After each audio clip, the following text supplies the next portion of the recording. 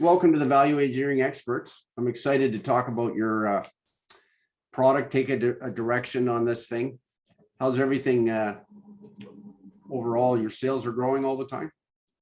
Yeah, we're doing good with all the man sand work, converting people from using natural sand to manufacture sand in their concrete. And Acti-Gel being able to smooth that transition and save people money has been really good for us. I've got a few basic things here. So I have to say, I'm a big fan of Acti-Gel. And we have included in one of our patents, as you know, in an effort to come up with waterproof Shotcrete. So today we might talk a lot about Shotcrete. And then I really also want to talk about the order of mixing and things like that and how to integrate it into a ready mix plant. So it's magnesium aluminal silicate. And is this probably the best product Dennis Parker ever came up with? And I've quite enjoyed talking to him the odd time. He's your mentor. Yeah, he's a fun guy. He is a former CEO of our company, and he's enjoying a semi-retired life now out in the Teton Mountains. Just a phenomenal guy, brilliant guy. To have someone that's that technical, but also the ability to develop new business and new applications and new markets is just really just a strong, powerful force in the clay business. So we're very fortunate to have him for such a long time at the helm of this company. I, along with his right-hand man for a long time, his right-hand person, Senior Vice President Bob Purcell, was my mentor. And we've done a lot of interesting things. And probably the most interesting to date is putting Acti-Gel in these different applications. So as I understand it, and I wouldn't mind getting your explanation of what a magnesium aluminal silicate is. I know it's an anti-settling agent. It's often called a rheology modifier.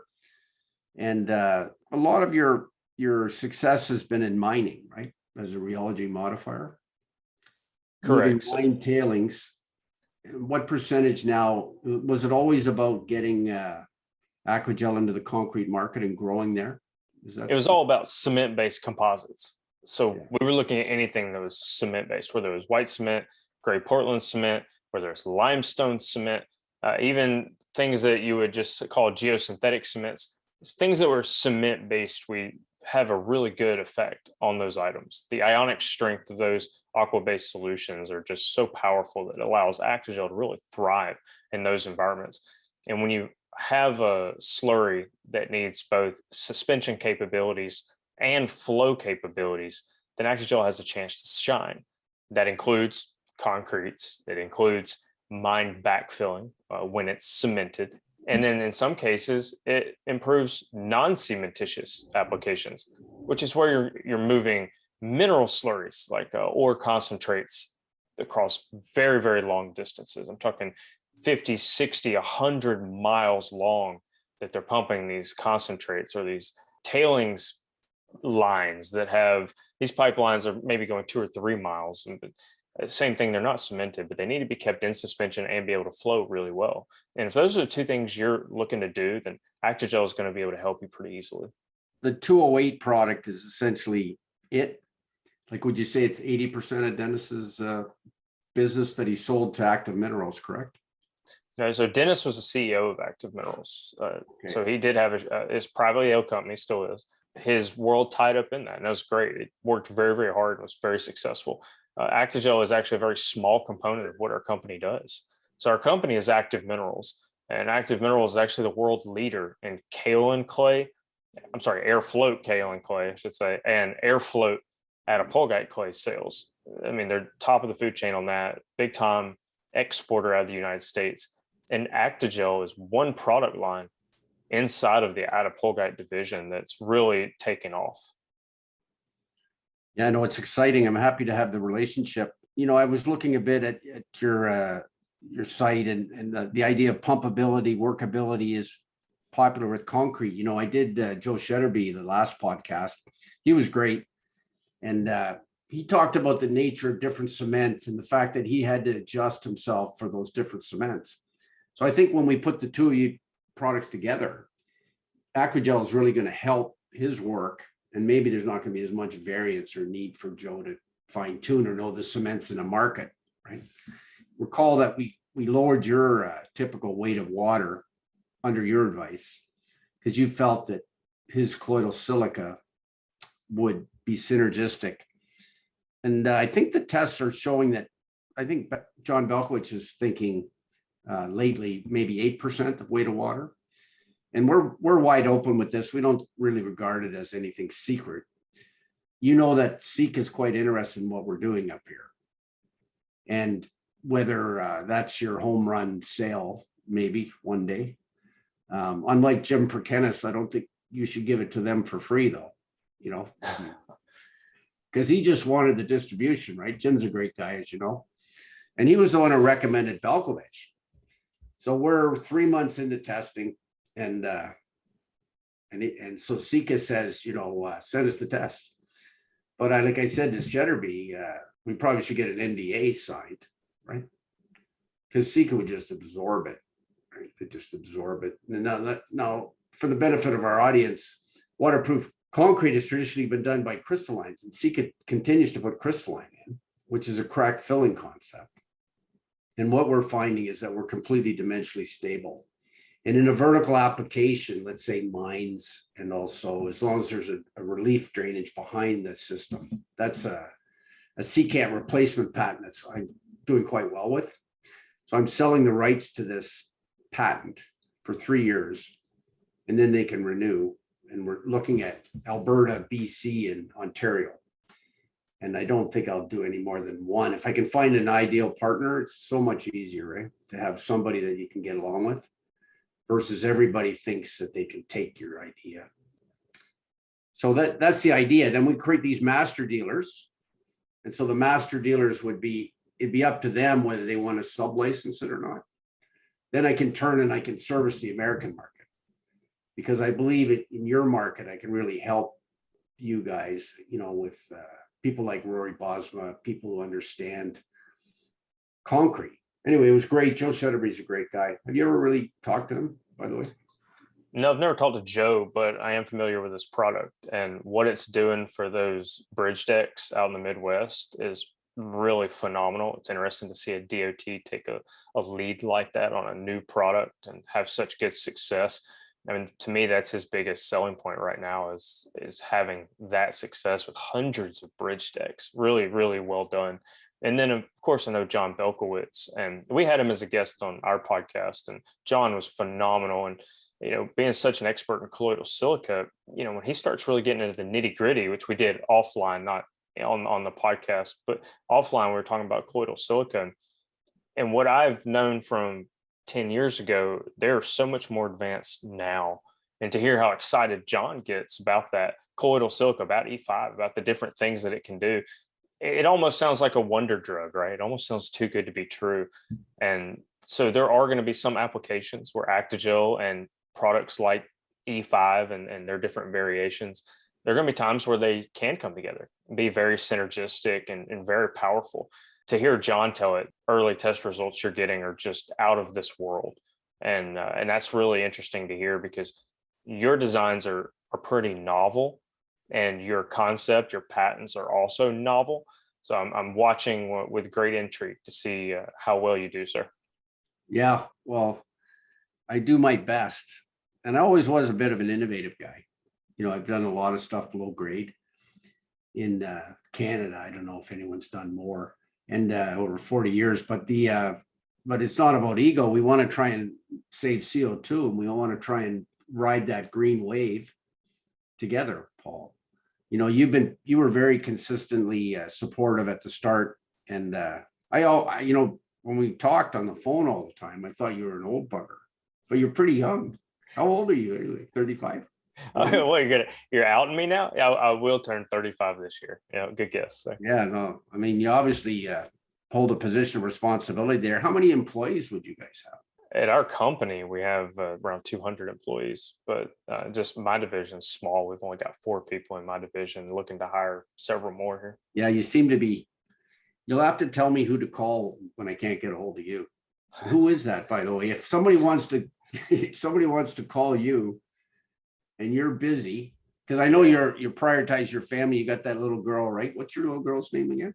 Yeah, she's great. Her name's Becca. She's wonderful. For the listeners here, been a single dad pretty much her whole life, her living with me. And my life's in a really great spot now. I found a wonderful woman, and looking to, she's going to be Becca's mom. She is Becca's mom now. And so having that in my personal life and having that type of stability and love in my life makes it easier to go out and just tear up the business world. And so, there, I thank God I have my teammates. And sometimes I look at how busy I am, and you think, and you're like, man, is everybody this busy? And I look at my teammates, and they're even worse than me. So I just I just have to laugh, and thankfully the sales are coming in, so we'll be able to expand here really soon. I'm just so thankful that things are going the way they're going. Yeah, no, there's a lot to be grateful for. I think being grateful every day is part of the success, right? Yeah, but you and I, there was a period there where we were talking every week, sometimes every other day, going through some of these designs that you were putting together. And to see you pull in some of these other aspects into these designs is very interesting. And it's not very often that somebody comes up with something that's novel. So I always want to lend support to that, and that's why I lend all that support to you, is because I just wanted to see you be successful with something novel. It's very exciting. Yeah, well, I appreciate any help you can give me at this point in terms of introducing me to American guys. I have a lot of friends in the US, so I think it's just a matter of building one stone at a time, when doing it properly. Like we tend to apply a high QA environment to it. I've always thought that construction could use more of it. So some of our patents on the execution side, I'll put it right in the agreement of the master distributor of a specific area that they have to have full-time QA, because there's enough savings. Why not, right? Why not make the owner, who's getting probably a big savings in time and schedule? Our pitch is that if you go after CO2, you're going to save cost and schedule, because it's in the concrete and rebar equation, right? That's essentially it. But Shotcrete's a big part of it. Now, it's interesting because E5 has a lot of these characteristics, almost word for word. Like you talk about eliminating effervescence. How would you describe that one in terms of an advantage? Like, what happens there? It's the exact same thing that a colloidal silica product is going to do. So you're interrupting those bleed channels that typically form as concrete is placed. It settles fairly rapidly. The bleed water migrates out of the mix, ponds on the surface. Sometimes it's a lot, sometimes it's a little, but regardless, there are channels that are created by that water as it migrates to the surface. And that's where there's a slab on grade or a vertical wall. It's still the same process. The water's migrating out to the surface so that it can get out of there. The channels don't close up, they remain. And so whatever calcium hydroxide is left after the cement hydration reaction, when water ingresses back into the concrete again later, whether it's through rain or what have you, it will then egress. And when it egresses out of those former channels that are still around, it's going to take those salts with it. And those salts are then deposited on the surface of the concrete. But if you can disrupt those channels, if you have a product like Acti-Gel or like a colloidal silica that disrupts those bleed channels, then now you've not created rapid bleed, and later on down the road, you mitigate efflorescence. So similar to Joe Shetterby's innovation, reduced rebound, improved early strength, and reduced silica fume. It's almost like the same. So if you put two good things in the mix, then you got mag oxide there, right? We really are getting some heat hydration, interesting stuff. And I feel quite confident in vertical applications. I intend to replace waterproofing, and I'm going out and saying I can give a 15-year warranty, just like Bentonite systems or anything else, besides the full schedule that you say, right? With not putting waterproofing on. Let's say you're going down a garage P4, P5, and you come back up again. It's so much faster. And if we waterproof those walls by putting drainage behind it, it's the same parallel in tunneling, where if you get some drainage behind it, you reduce the load, but yet you hold the water, you don't crack. You still need anchors, but the way we do our anchors is unique too, because we don't have any leaks coming out of the anchor. This is on what we call excavation shoring system. So I hope that some of the piling guys might call me from the US, or Shotcrete guys. It seems to be happening. You got to explain a little bit Dennis's innovation, like the patent. He's talking about electromechanical, right? He's basically able to get that. I've got a length note here of 1.5 to 2 nanometers and 30 nanometers. Can you explain that a little bit, just for the purpose of engineers that are listening? Yeah, absolutely. So the Acti-Gel particle, being a magnesium aluminosilicate, it is a mineral. It is derived from adipolgite clay. It was created on accident in a lab as our former CEO was trying to make an ultra dispersible adipolgite clay, originally intended for the paint industry. And he accidentally found a way to separate the swelling clays from the pure magnesium aluminosilicate. And those particles are rod shaped. So what you were going over there, we're trying to describe the different dimensions of the particle. And so they are rod shaped, they are bipolar, positive on the ends, negative on the axis. And when they are dispersed in an aqueous solution with ionic strength of some kind, it doesn't have to be much, it could just be tap water. But once it's dispersed in an aqueous solution, those rod-shaped particles link up to one another, the positive to the negative, and they form a network in there that keeps items in suspension, whether it's rock, sand, cement. It keeps items in suspension, including paint, titanium dioxide. I know you have some history with that as well, TiO2. So it keeps everything in suspension and as homogeneous as possible. Now, colloidal silica does a lot of those same things. It's not a magnesium aluminosilicate, but it has a lot of very similar properties. And where I would say the biggest change happens is the Acti-Gel is inert in the chemical hydration process. So when Joe Shedderby was talking about he has to watch out for cement compositions, he has to read those mill certs and understand what he's getting into. That's because he's having a reaction. And the Acti-Gel does not have a reaction.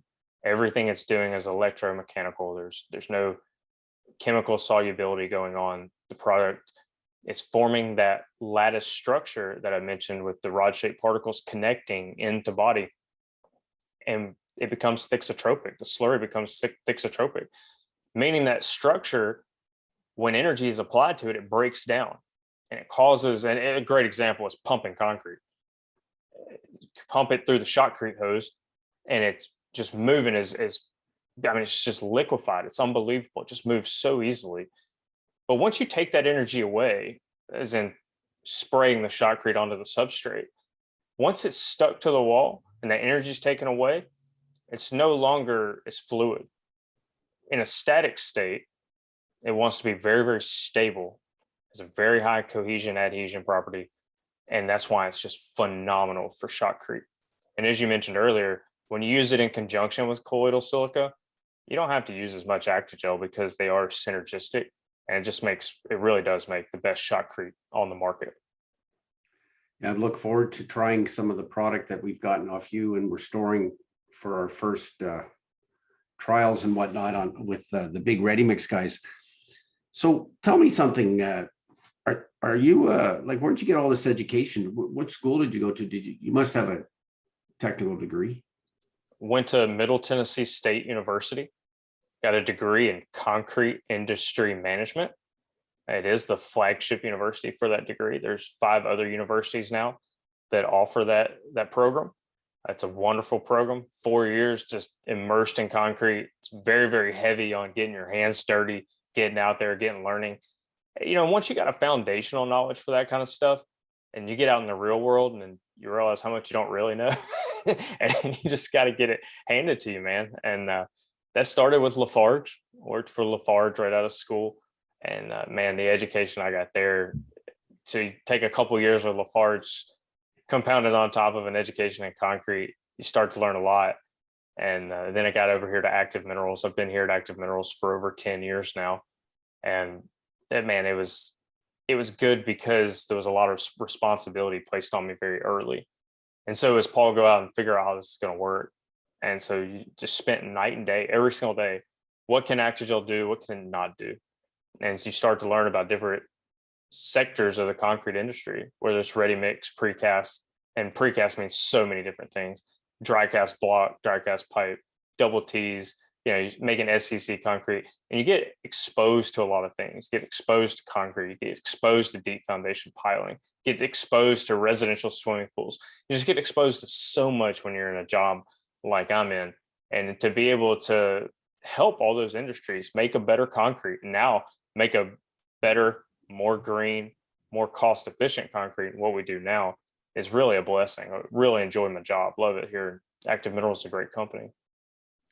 Yeah, no, and you deserve a lot of credit. Clearly, you've got people skills, and that's probably the most important part of your success. Some basic ability to have fun. That I quite enjoyed the Belkowitz podcast you did. Although the 3D printing, I don't know if I agree in with the potential of 3D printing, or how do you make a quality product? Although, have you been through that with Acti-Gel? Done some 3D printing examples? So we haven't been in an engineering lab making those mixes. We have sent lots of product to universities who then make mixes, who then send it out to 3D printers. And so I've spent a lot of time on the phone, same way you and I, Martin, were talking for a while, an hour at a time, going through all these mixes and how to do it, what it does. I've done the same with 3D concrete printers, but I've not actually been on one of their labs or on one of their job sites. And I don't know that it's going to come as fast as John Belkowitz thinks it is, but he's a pretty smart guy. So it's, I only bet $1 against him, right? I'm not gonna bet my house against Mr. Belkowitz, Dr. Belkowitz. Yeah. So, I'm not betting against John either. Our last podcast had Dr. Anirban Basu, and he is an economist, one of the leading economists here in the United States. Actually, advises several administrations in the White House, and has written policy for all sorts of things. And Dr. Basu, he agrees that 3D concrete printing is coming, and he put it at 10 plus years. So that made me feel a little better about the $1 that I bet. In terms of your market, Paul, you mentioned Lafarge. They're the big guy, and we have big Lafarge plants up here. So I wouldn't mind seeing how we could leverage anything you've done with Lafarge. But you talked about maybe 100 independents. Are you doing independents as an easier market strategy? Is that? Yeah, it's all, I think anytime you're doing business development, you have to understand that you can't just go after the biggest guys, can't just go after the little guys. There's a strategy involved in going out to the right people and having them all in different layers of that. Sometimes the independents are more keen to jump on something that's going to save them money. There's not as much red tape, not as much bureaucracy, but they also might only have 2, 3, 4 concrete plants. And as someone who's building a business, and we're seeing about $8 million a year in sales right now for my small team. When you're doing that, you want to get that up. You want to get that to 50 million. You want to get it to 100 million. And so that involves having more plants in more places. It also involves new applications, not just concrete. And so I'll be flying to Indonesia here pretty soon to put Acti-Gel on these mineral slurry transport pipelines, which is just an incredible marvel, an incredible engineering marvel.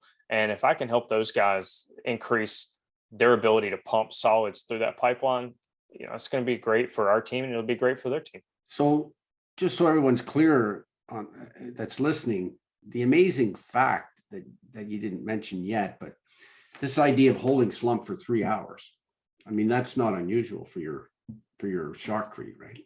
Where, we can always, let's say, have a 4-inch slump go to a 3-inch slump, but it's still workable and pumpable, right? And typically we would go structural shotcrete, or something on a wall would be a 4-inch slump. And you might dry up to 3, and guys want to put water in it. So we want to avoid the water adds on site 100%. And that's a key to your product. I think that's a key thing when we tell people that we have that product. It's my intention that if somebody gets licensed for the CCANT replacement system, they have to use your product. Like, why would I take a 50-year warranty without having a lot of confidence in what's in those admixes, right? I'm putting 2 5-inch layers, Paul, and I'll probably get out there with basically, it's like 2 quilts, and we shift those quilts and we reestablished the ACI standard as a 45 degrees. So I went with a feather edge, 5/10 inches. The first one has some mesh in it. It's really nominal. I'm playing with basaltic fibers, and also the second layer, wood float on wood float shifted quilt, has no concrete in it. So no rebar, I'm sorry. So that's essentially the system. But instead of a 1-to-1, which is sort of an awkward thing, and American Shotcrete Association says, you know, if you leave that for 24 hours, you have to sandblast or whatever. We're just saying, just make sure there's no mud on that 5 to 10 inches. That's called the feather edge. That's the main claim of that secant replacement system. So I go past the soldier piles, which would have maybe an 8-foot spacing. I get rid of those intermediate humps. I have no leaks on the wall, and I replace waterproofing. That's big, big savings. The Americans that may get onto this are really going to like it. What's your history with waterproofing? You seem to know a lot about it. Do you have a history with waterproofing concrete? Well, not with waterproofing concrete. I've seen the effort with the crystalline industry, and it's common knowledge. I've done water treatment plants and different things as a civil contractor, and it's common knowledge that those things really don't work. They're billion-dollar companies, Zypex and Crichton. Crichton's actually a Vancouver company, and they're crack filling, right? So totally opposite idea of value engineering, in the sense that what we need is, we don't need cracks. We don't want cracks. Now, concrete is waterproof if it's not cracked. German by the name of Jens Hoffel told me that, you know, 1/4 inch of concrete's waterproof because the permeabilities are that low. Now we're improving the permeabilities of the concrete, and we're not cracking it. So we don't need any of the crystalline lawsuits that are typical. You know, they say, I think it's, is it 0.2 millimeter to 0.2 millimeter crack promise. And then everyone's arguing about it, right? And it just creates on the job unnecessary hassle. As far as waterproofing goes, because I've worked below grade, I remember situations in the 80s where they would put lag shoring in, not the caisson walls unless they were next to buildings that got onto things, you know, stiff wall next to buildings to eliminate ground loss. But they would just put gravel pans on the lagging, and they would put gravel in the gravel pans. And that might be 12 to 16 inches wide. So if the water goes down, you're not going to have leak. If you don't have pressure, you're not going to have leak. So I just sort of combined all those things to solve what is a notorious problem in Toronto based on Ashbridges Bay treatment plants. Vancouver has the same problem in the sense that they don't want to keep expanding the treatment plant. So they say you got to keep your water on site. And everybody says, well, then we'll do bathtubs and we'll put these big raft slabs in that are 4 or 5 feet thick with the concrete. All that's going to go away. It saves on 2 acres, $8 million at least, without having to deal with, without really giving the developer, having the developer, you know, picks up all that schedule. Can you imagine the schedule? And 5 feet of dirt at the bottom of a hole in Toronto, that's $60 a cubic meter or $50 a cubic yard out of Toronto, right? So it's big, big savings. And that's my thing. Like, if we go after the CO2 and our value engineering proposition is actionable, verb, measurable now, and lower CO2, that's what I live on. So that's what I eat. Then we were showing results. And I'm just grateful that I was able to meet a guy like you and Joe, and we're going to have a lot of fun. So in Toronto, get ready. Like, I may sell 8 million of Acti-Gel in Canada next year, because there's a lot of concrete. And once somebody is told through a patent that they have to use it, it's a little different. You know, they want to do it, but I'm not going to give them the choice. Oh, well, we don't have Acti-Gel. Well, you got to buy it. That's all there is to it, because why would I compromise a 15-year warranty by telling one of my master distributors anywhere in North America that, okay, you can just use E5 and we'll do it? No, you know, Joe's in, you're in, right? And Pertenis is in. So I'm thinking that you'll sell to Sika pretty soon anyway. So then hopefully they're nice people, you know, they'll give you a corner office, Paul. Corner office. Yeah, I don't know about all that, but I do want to see you be successful. I know you've put a lot of time, energy, and into this project, and I think it's a worthwhile project. I'm very interested to see how it takes off for you. So Yeah. I know I haven't been as easy to get in touch with lately, but feel free, man. Always call me up. Really, I really do appreciate our time on the phone. And these mixes are novel. I keep saying that, but it's because in concrete, it's very difficult to come up with something that's novel and usable. A lot of people in the academic field are throwing stuff into concrete. They're putting whatever they can find into concrete and seeing how it does. And like, oh, look, I came up with something novel. So yeah, but is that usable? Is it scalable? Does it benefit anybody? In the long term, does it benefit anybody from a cost perspective, or is it completely prohibitive from a cost perspective? There's not too many things that come along that are novel and functional. And so, when you told me about what you were doing, it was very, very interesting. So, wish you all the success on that. Appreciate it. So with Lafarge, do you think we can work something out? Maybe we can work something out and you give me a contact that I could leverage Toronto back to your best Lafarge contact? Listen, I was pretty green when I was there. I learned a lot because they threw me into the deep end, and you had to sink or swim, man. So all the contacts that I had there have actually moved on. Lafarge in the United States is not as prevalent in other places. When the economy, we had the Great Recession back in 2008, when I was coming out of school, it was very hard to even get a job. And so I was very fortunate to land the one that I did. And when I got there the year after, people were getting laid off left and right because it was the Great Recession, and large companies like Lafarge weren't immune. It was nothing they were doing wrong. There was nothing being built. And so they were selling off their gypsum business, selling off their aggregates business. They just started on the West Coast and just started selling stuff and selling stuff and selling stuff as they made their way across the country.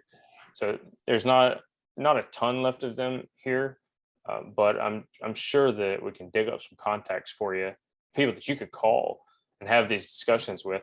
I'm gonna be interested here in the United States. These types of projects are governed quite heavily by the A&E, quite heavily by the guys who are designing it on the back end, not so much the guys that are placing it on the front end.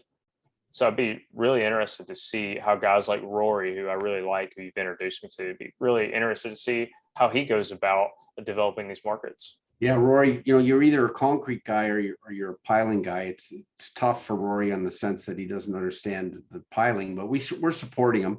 I don't need a very big team. I typically will return calls within 24 hours, and I have some great conversations every day as I try to understand someone's application. Because I've been a civil contractor in general, I've done a lot of stuff on the operations side, Paul. So I know how to deal with tradesmen, and I benefit from quickly getting those guys involved. We'd like to actually have you be, associated with our company if they'll let you. I know that you have a lot of rules and stuff. So the associate partner thing, it's just your mugshot, right? And your resume kind of thing. And then we just call you when we need you, which we do anyway. Maybe there can be a growth in that. I have a lot of guys that have 40 years experience, or 10 or 20 like you that can make a difference. And so I like to ask everyone their opinion. Now let's talk, before we run out of time, let's talk a little bit about the batch plant process and when your product gets put in. Like, we have to make the slurry, right? It's basically a high shear mixer, right? The nice thing about your product, you can go dry to slurry and back again. Like, you can dry it out again, although probably you need a special dryer. So we're just looking to take dry, ship it dry, and turn it into a high speed add water situation, right? Yeah. And when does it go in the truck? If I describe to me, pretend I'm a ready mix producer and I'm saying, how the hell do I put that in my truck? Tell me. Okay. Well, I think you covered two different things there. And so we'll start with the ready mix side. The ready mix guy's hopefully will never have to deal with a powder Acti-Gel. He will only see the liquid Acti-Gel. And the reason we do that is because you're conforming to what they do now. Right now, they're taking small poly tanks. They got them filled with additives. Those additives run through a meter, through a pump, through a meter, and it's all done. Just push the button inside of a batch plant. The liquid Acti-Gel does the exact same thing. It's a direct feed dispenser, not a bottle feed. So it's a direct feed dispenser, and it is just as hassle-free as can be. The dry side, which is talking about making down powder into liquid, that goes for the distributors. So if there's somebody listening to this that says, "Well, I want to get on the ground floor of Acti-Gel. I want to help guys build these bathtubs in Toronto. Hey, I want to help these guys that don't have any more natural sand. They're having to use man sand. They don't want to use cement. I wish there was something out there that was very inexpensive, that was easy to use." And then they hear this and they say, "Oh, well, I should talk to the Acti-Gel guys. What's involved with that?" Well, if you want to be a regional distributor, because it's so expensive to ship water across the country, we ship the dry mineral across the country, make it down in a high shear mixer, and then deliver it to site as liquid. So two different sides to that equation, but it all works smoothly enough that the guy on the other on the end of it, which is the ready mix concrete producer, receives the finished product and he uses it just like he's using all his other additives. Where it goes in the batch sequence, it typically goes in with the other additives, which typically are added last in the batching sequence. So it's really nothing crazy going on here. It's just a new product for the market that's having some pretty phenomenal results.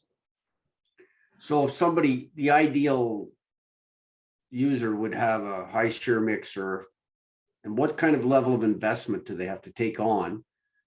And obviously, maybe somebody it wouldn't be Sika, but it would be somebody who's handling admixes. Perhaps Sika does, right? I don't know.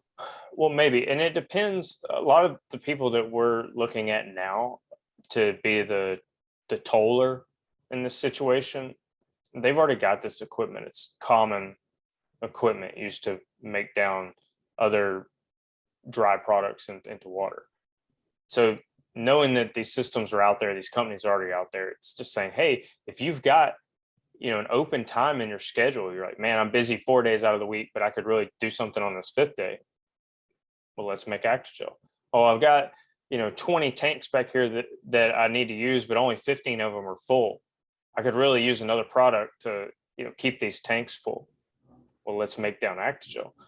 And if you're strategically in line with where we're going to be developing new business, and you have a toll processor, and then someone like you've mentioned Rory a few times, and so he's a guy for you that's going out there and developing new business. So it could be two different people. One person could be the guy who's actually making the product down to liquid and storing it for us, and you got a guy like a Rory who's going out and developing that new business, and he would just call for the orders when it was time to get those orders sent out to the job site.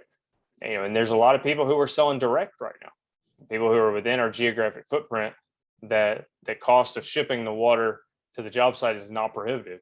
We just sell them direct. There is no make down of the powder into the liquid. We have the liquid and we send it right to the plant.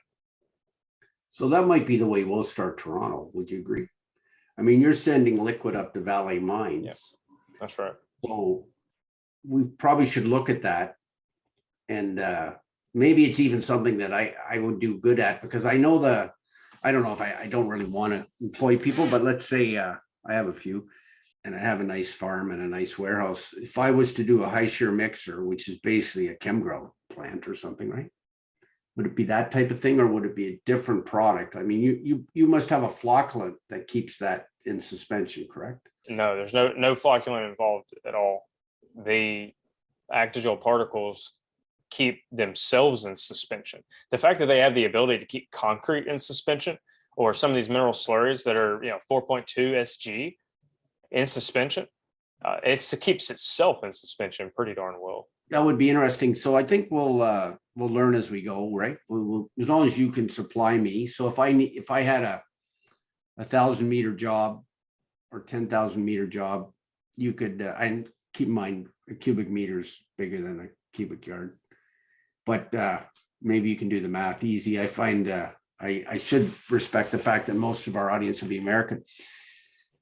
So then we would take those totes, and those totes would typically be like 1,000 pounds. They'd be 1,000-pound tote. The totes are about 2,500 pounds each. 2,500 pounds. And so we could get those, and you're capable of shipping those up in a market that's cold, right? That's Like right. And yeah. So anyway, I guess we're getting in the details, but I always think God's in the details. So it's kind of No, important. no, it's And fine. It's fine, really. The size of the job really just dictates what your packaging is going to be like and how you service the customer, on the site.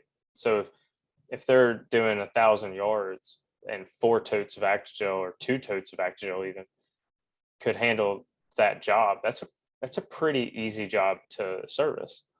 If they're doing 60,000 yards, like the one that we, going to be starting in a couple months in Maryland, that one's a little more difficult. You got to have the capacity, you got to have the distribution, you got to have everything set up. So, these are all things that we've had to learn as we built this business from nothing. And it's really exciting to see the team acquire those skills of installing systems, tech servicing systems. So guys that are, our team is very mechanically driven, but also has the ability to talk to people and, build relationships and create new business. I work with a very interesting, young, dynamic team that are concrete smart. What we do is a lot of fun, man. So it's great. And it's fun because the product really works and it's successful and we get to work with concrete. It's the greatest material on earth. I didn't really prepare with all your test results, but you guys have a pretty extensive self-testing lab, and then you're obviously seeing results before and after with customers. But can you comment generally about what it does to the main properties, the strength? Does it save cement? But I'm interested in saving cement for sure. And if you were a sustainability based guy, which in some ways you are, what are we looking at here? We're looking at probably a 10% increase on the same amount of cement. I don't know. I'll just say we don't really market it as gaining a lot of strength. We market it as strengths are neutral. And most of the time we're within like the variability, because if you're doing cylinders in a lab, you could have up to like 8% difference between one cylinder to the next. And, that's considered normal. So any increase that we get is not going to be above and beyond that. You look at all the stuff we've done, whether it's in-house or external, that's been certified through third-party engineering labs. And almost all the time, the Acti-Gel strength is in that 99 to 105% of whatever the control concrete was. So we're typically not reducing cement. Where you get into ideas of not increasing cement would be if you're converting your mix from having natural sand to manufactured sand. And what happens is those mixes are really nasty and gnarly. And so one of the easy things to do to cover that up and not have your finishers and pump guys yell at you is add a half sack of cement to that. And the Acti-Gel can prevent you from needing to do that.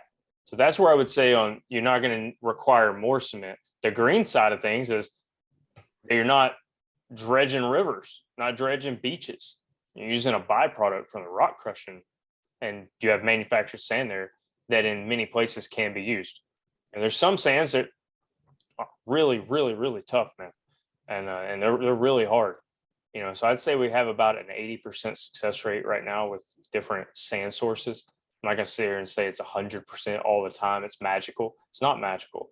It's redesigning mixes. It's looking at different aggregate ratios. It's making sure that, when you're plugging things in and your tarantula curve looks one way and you say, well, it's outside of that curve. Well, that's okay. The Acti-Gel gives you a larger operating window. You're looking at your coarseness factor and you're saying, whoa, it's outside the Goldilocks zone. Well, that's okay. The Acti-Gel gives you a wider operating window. And being able to learn when that's available and when it's not, it's about 8 out of 10 times. So it's a pretty high success rate in terms of sources of sand, that you're not having to increase your cement contents, and the concrete producer's end user, whether it's the Shotcrete applicator, whether it's a guy who's finishing slabs on grade, or whether it's the pump operator who's pumping the concrete onto elevated decks. Everybody's happy with the concrete they're giving. We believe that high quality concrete can be made using manufactured sands. Yeah, no, it's an obvious, incredible contribution to sustainability.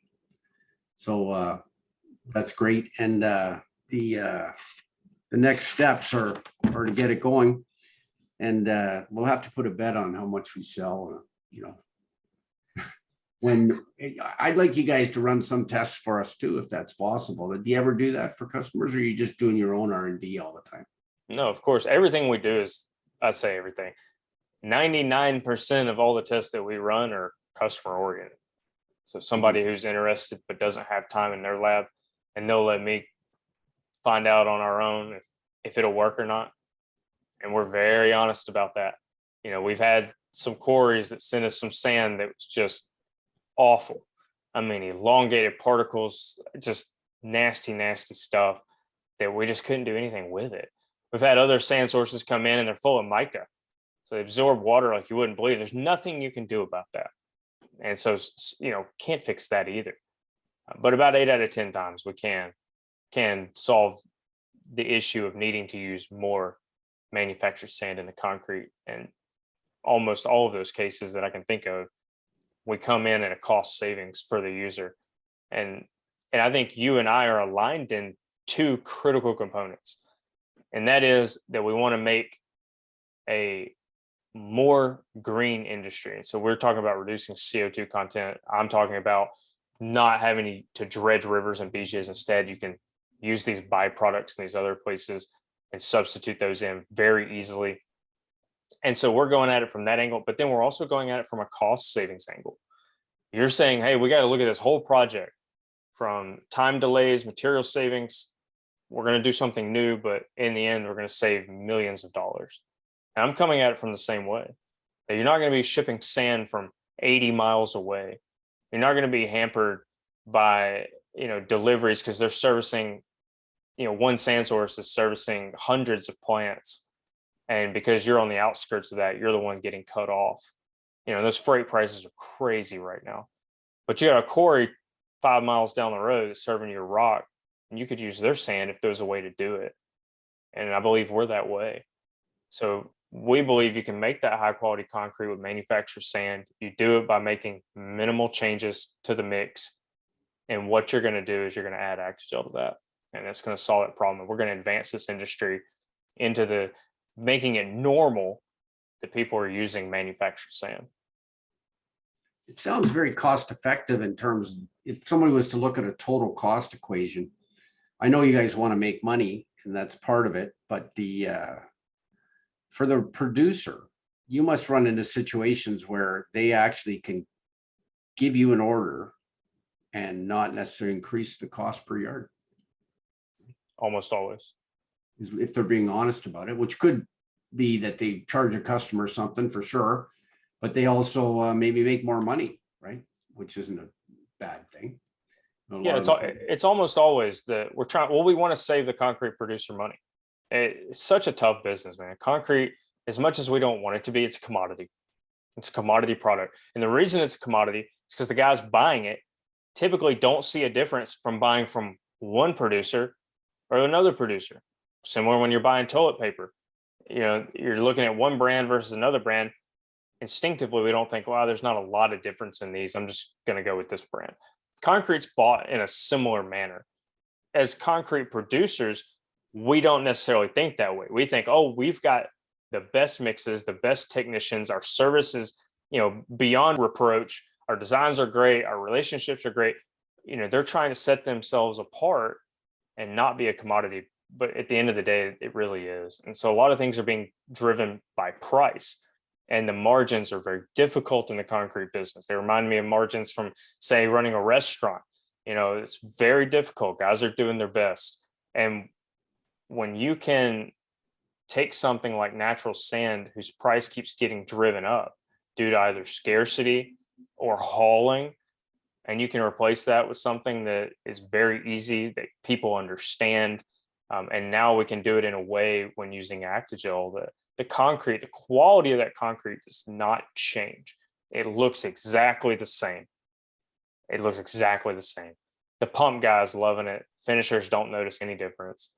You know, then you can look at your bottom line as a concrete producer and say, wow, look at all the savings I have from switching to that byproduct. And the Acti-Gel doesn't cost much at all. So there's a massive savings gap there. And that's what's getting people to turn their head. In your experience, have you ever had to unplug a pump? Like, not with Acti-Gel, I'm saying as an experience, I've been involved with that, and you know what happens with that coarse sand, for the benefit of people that maybe have never pumped concrete themselves as a pump operator. I remember as a young engineer, I had the benefit, and I don't know, God, date myself, but 83, I ran a concrete pump on a deep tremie job. I had to run it, right? Like they said, well, you run it, you know. And when the sands are coarse, the water bleeds there and plugs, right? So it's probably true that with the proper dosage, pump operators never plug. Mind you, a good pump operator won't plug, but because you force the pump, if you feel that pump's, if you're losing it, you got to back off, right? But with your product, what would they say? You know, the expression "shit through a goose" or whatever. Well, I'll say this: I don't think any one product is perfect. You know, so I don't want to make it seem like Acti-Gel has never had an issue ever in its entire life in a pump. But I'll give you a couple of examples, good and bad. So a good example would be recently on a job that had a sand with an FM of 3.3, is a manufacturer sand with a 3.3 FM. And without the use of some kind of rheology modifier, it would not pump at all. The bucket would just fill, the hopper would fill in the pump, and it would not go anywhere. You're pushing the water right out of it, as you mentioned. And usually we just had to dump the whole hopper. But if Acti-Gel was in that mix, it pumped, and the boom pump was just purring through, you know, hundreds and hundreds of feet of hard line, and just purring. And as soon as they took the Acti-Gel back out, boom, it locks up. Nothing you had to dump it. So there is an obvious change to the mix when you add Acti-Gel. Does that mean it's absolutely perfect? No.